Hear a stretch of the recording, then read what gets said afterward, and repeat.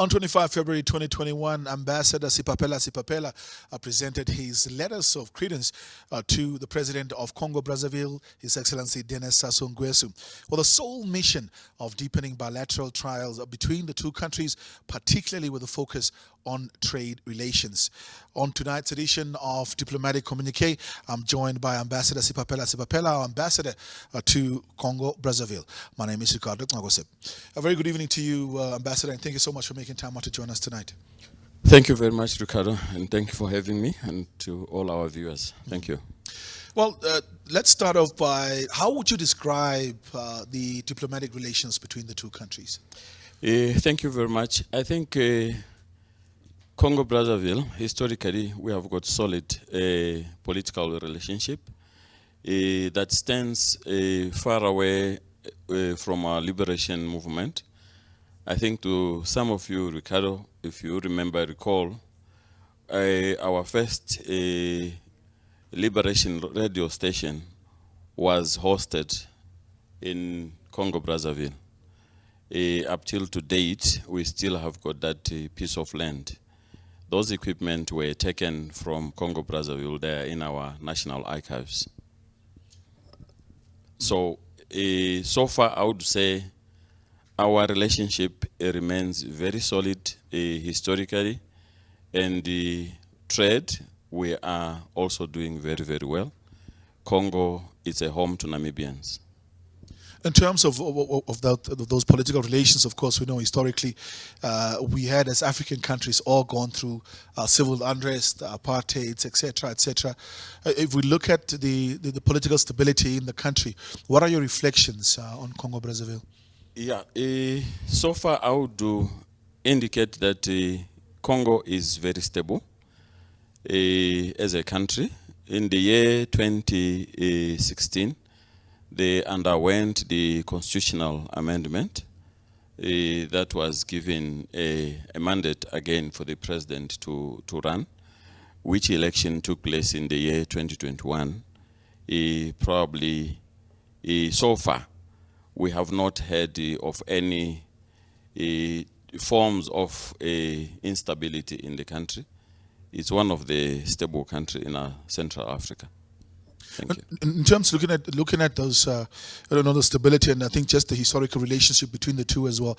I'm actually the moment you mentioned the radio station, it popped up so many flags. The Lodima Institute, considered, of course, also one of the friendships, symbols of friendship between Congo and Congo Brazzaville and Namibia, a site that's a former camp of SWAPO.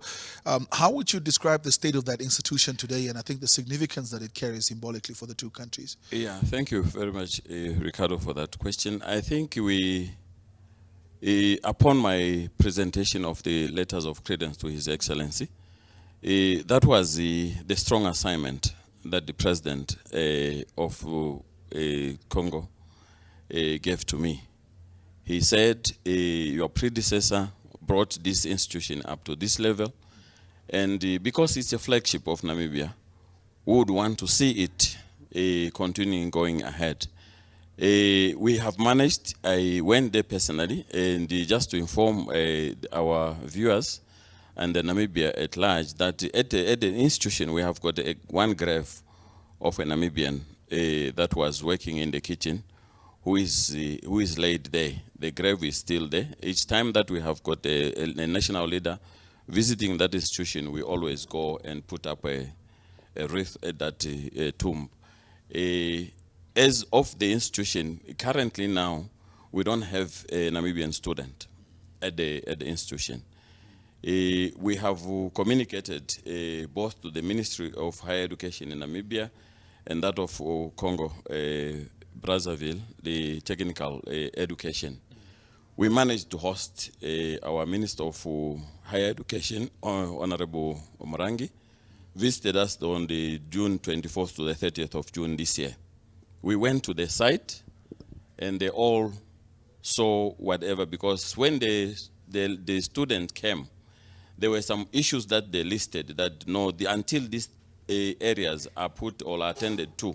One of them was the road infrastructure that was leading to the institution. It was bad. The government of Congo have put money the road that was taking us close to 1 hour, it's now 20 minutes. We are on site. The clinic has been attended to, water has been attended to, and I think the same reciprocation of the visit was last month, this month, October, early. The team of Congo came here to come and compare and benchmark our vocational training schools here versus that one that is in Congo Brazzaville. So I would say there is something that is to happen between the two countries. Probably we are going to revive it. The only issue that was more of concern to Namibia was the curriculum, because it was more on the French and there was no English version. Yes, please. Thank you. And that's, of course, what the next thing I wanted to get to in terms of just that barrier, the language barrier. Has it proven to be a bit of a challenge in terms of fostering the political relations, or is it just a small hurdle that we can deal with? Sure. It is a language. It's a concern. It's a barrier as it is, but at the same time, it gives you an opportunity. Once you cannot communicate, you will endeavor much to communicate with your counterpart. I think that was the one area that the student experienced. But as of now, they are saying there will be a bridging course for 3 to 6 months, where learners will be taken through the French language, and equally so, the lecturer that will be coming from Namibia. The same with the embassy. We also have been given the opportunity to learn the language, although we are using the local for translation. But you never trust all. You have to learn for you to know whatever he is translating is what you have said, actually. Yes. And as we are closing off some of the reflections, I think from a geopolitical perspective, I will really be doing a disservice if we don't reflect on the conflict that's taking place in eastern DR Congo, involving the what they call the M23 or the March 23 movement. I mean, that proves to be a bit of a thorn for the Central African region there as well. How big of a problem is this for that region? Yeah, sure. Ricardo, if a conflict rises from your neighbor, it becomes a concern. Because the moment the national of the country that is facing this instability will start moving up. So it means you as a receiving state who are neighboring with that country, you need to make provisions. That is where we have a challenge. Though Congo is a stable country, but if the neighbor is boiling, equally they will be boiling this side. There was an instance where you could cross to Kinshasa, because those are the closest city in the on the continent, or in the world, Kinshasa and Brazzaville. But you would go as you just use your ID. As of now, after the M23 uprising and so on, they have now decided you have to have a passport, you need to apply for a visa. Which is sort of a counter effort to what we're trying to do in the region and the continent. Yeah. They were in the process of putting up a bridge, like the one that was put between Namibia and Zambia. But because of those conflicts, they have put it on hold. One of the key concerns that are also coming from commentators on this, of course, and academics, is that we could be maybe looking at a situation where we have grown some level of fatigue around these conflicts. DRC, Somalia, we know the South Sudan issue, and we're like, but they've always been fighting, so it sort of becomes it's part of day-to-day business. Is there any merit in such perceptions, or do you think that we are doing enough collectively as Africans to sort of come up with solutions for some of these conflicts? Yeah, so far, Ricardo, from the side of the political leadership and the diplomacy, they have done what they can do. The intervention we saw, the SADC have assigned the forces, the standby forces, to reinforce what is already happening in DRC. It would be a mistake or a misfortune when we grow weary to a conflict. Because if we say, no, it has been going on for so long, let us leave it as it is. What is happening today in DRC will multiply into the neighboring country. DRC is neighboring with Namibia, with the Zambia. Zambia is neighboring with Namibia. So as the conflict is not contained at a certain level, it will spill over, and the country or the region will become unstable. So we would wish our leadership, as they have indicated, they are not going to grow weary about this, but they will continue to foster until we get, I'm sure there is a green light at the end of the tunnel. Ambassador, we're going to quickly take a short break as we continue with Diplomatic COMMUNIQUE, the program that focuses on our foreign missions and what our diplomats are doing abroad. When we come back, we continue focusing on Congo Brazzaville.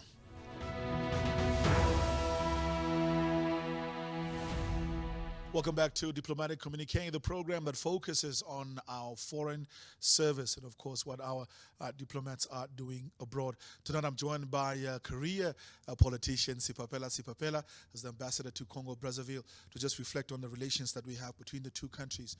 A unique space that Congo Brazzaville is finding itself in. And before we just start on the trade and business side of things, I just wanted to close off of that discussion as well. Of course, you are not only an ambassador, but before that, community leader.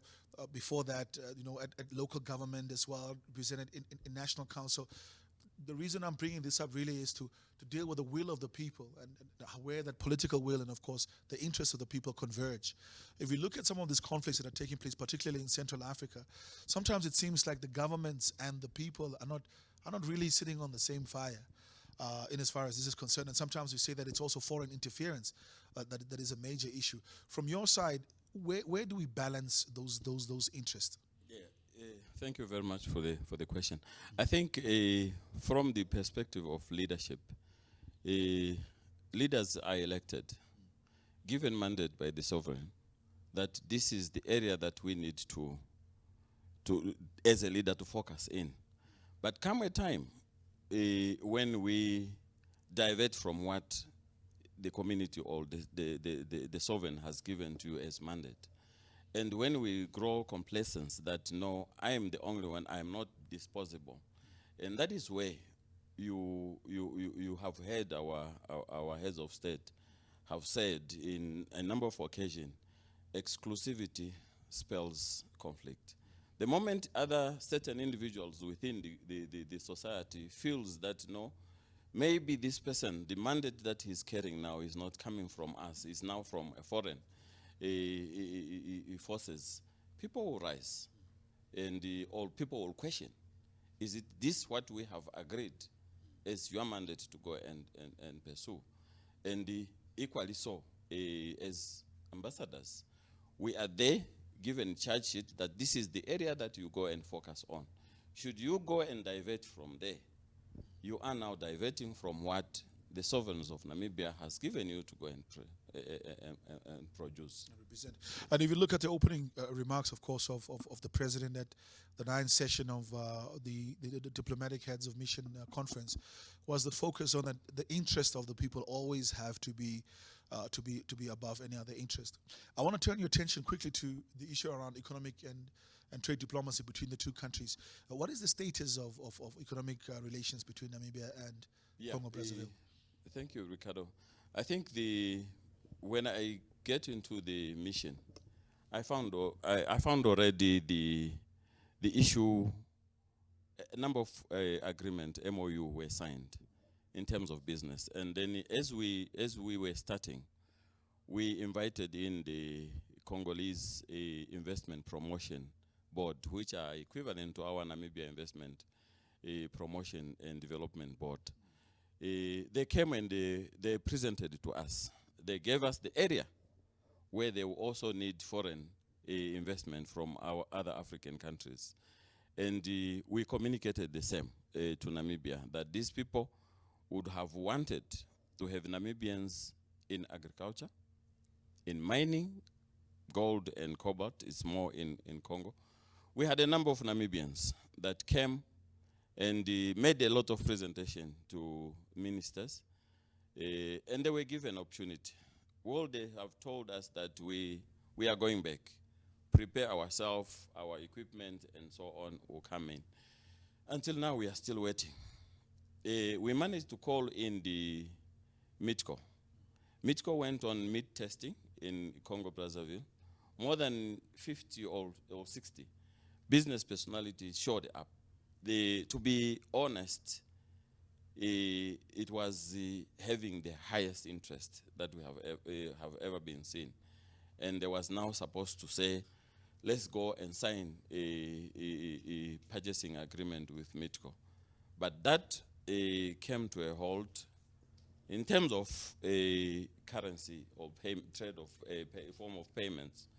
We use Namibian dollars or US dollars. In that part of the country, they use CFA, Congolese franc.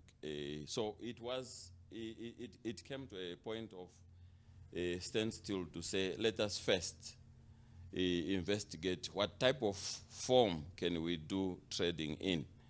As we are speaking now, we are still waiting for a MITCO to go to our port, which is equivalent to which is it's also about to enter into twinning agreement between Namport and the port of Pont-Noir, where we have got a lot of foreign companies that are interested in procuring our meat product from here. Otherwise, the only barrier that we have is the trading currency that we need to sort out. And then I think it also sort of speaks to the larger challenge that we are facing in terms of trade facilitation on the continent. With the advent of the Africa Continental Free Trade Area, for example, that agreement that we've signed up to, do you think that it would make things much easier in terms of trade facilitation? Yeah, probably. Thank you very much. I think that will be the savior to all our trading challenges that we are having. We witnessed the visitation of the president of Kenya to Congo, where he called on the African leadership, including the Development Bank of Africa, that they must come up with a mechanism of how we can make this baby, the after, become a reality. We should not, you will know very much that Africa would trade 90% with Europe. But within ourselves, it's less than 20%. So if we can leverage this payment system, I think Africa has got a bigger market as compared, it can be compared to China or India. Yes. So solely right now, the fact that part of the trade relation could move is just basically because of which currency are we going to trade in, and of course that brings also the question around the dominance of the international financial systems by the global north, the SWIFT system, the US dollar, and there are plans, I think, from a diplomatic and multilateralism perspective to see how that hegemony can be challenged. Yes. What are the feelings, I think, within the Congo Brazzaville and in as far as some of these developments are taking place? Are they on board? The Congo is on board on a particular exchange currency or trading currency that can be sourced through the African Union. And that will now have to give authority to all our trading countries on the continent. As we stand now, the Central Africa, they are known as CEMEC. Yeah. The Central African Economic Monetary Community, they cannot allow even foreign nationals to open accounts within Congo.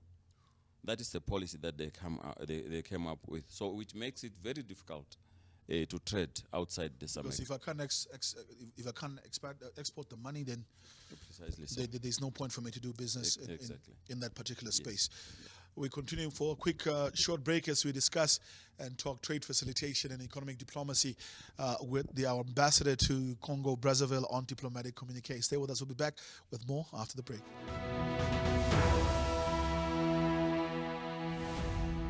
Welcome back to Diplomatic Communique. Tonight we're focusing on Congo Brazzaville, and of course Ambassador Sipapela Sipapela is here joining me to just unpack the relations between the two countries. The issue of economic diplomacy, Ambassador, has been really the focus. That's the mandate you received from the President at the 9th session of the Diplomatic Heads of Mission retreat recently. If we can look at the trade facilitation between Congo Brazzaville and Namibia, generally the challenge for us to get to the Central African region has always been the issue around logistics. Hence, of course, the establishment of Wellfish Bay Corridor Group, etc. But they only go until the Democratic Republic of Congo and Zambia. Briefly reflect on how much of what is the status, particularly in Congo Brazzaville? Is it the same sort of challenges of road, infrastructure, and so on, or is it a bit different from the DR Congo? Yeah, thank you very much, Ricardo. I think Congo Brazzaville is different. They have got one of the best roads that links the harbor town to that of the capital city. It was a multi-million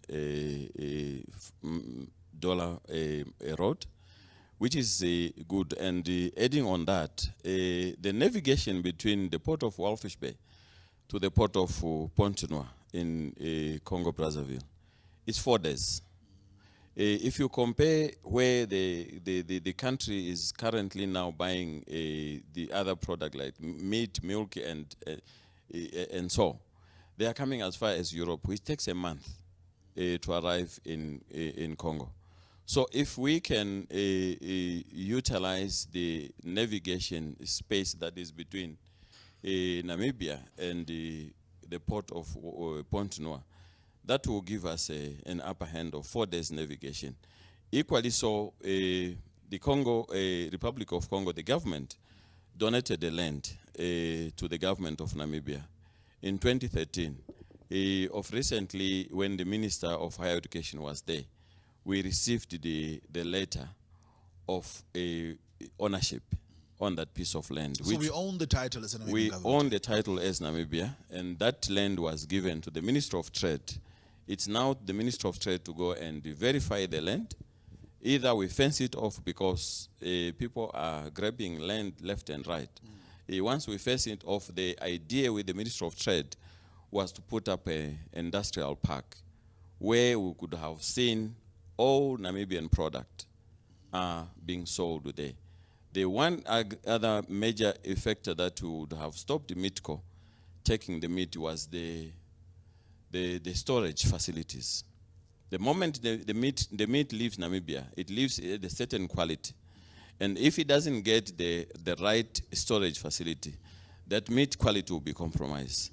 And we were looking at using that industrial park to distribute meatco meat within the Central African countries. So probably setting up cold storage facilities, etc., etc. Precisely so. For that to happen. Exactly. But in terms of, we're talking about this, hopefully there isn't an expiry date in terms of when we are able to exercise the use of that particular land. Yeah, in terms of the certificate that we received, we were given 24 months for us to put some sort of a structure on it. Precisely so. If we are still looking for instance, we still have got the issue with funding, we can at least have it fenced off so that, because last time when we went there, we found some boards that were already put. People were saying, I'm taking this part. But fortunately, we were with the government that said, no, remove all those boards. That's why it legally belongs to Namibia. Ambassador, I will be doing a disservice if I don't really just briefly reflect on the two other territories or jurisdictions that they represent, namely Gabon as well as Equatorial Guinea. Let's start off with Gabon first and foremost. Of course, it's one of those countries that have not necessarily, let's not even say not necessarily, have not been a beacon of democracy. So having that geopolitical conversation might be a bit tricky, but some brief reflections on some developments in Gabon. Yeah, in as far as we're concerned, when we were doing our letters of credence, when I presented it to the deposed president, they were very much interested in the developing a cooperation agreement with Namibia. He personally stated to me that we normally hear about the Namibia beef passing us through. You know that Equatorial Guinea, Gabon, and Congo Brazzaville, they are all on Atlantic Ocean. So we share the same ocean that we have in Walfish Bay. So they were indicating to us that once we enter into those agreements, they would want to see the Namibian beef on their market. Equally so, Gabon is giving a quota of students to Ghana and South Africa, and now Rwanda has come in.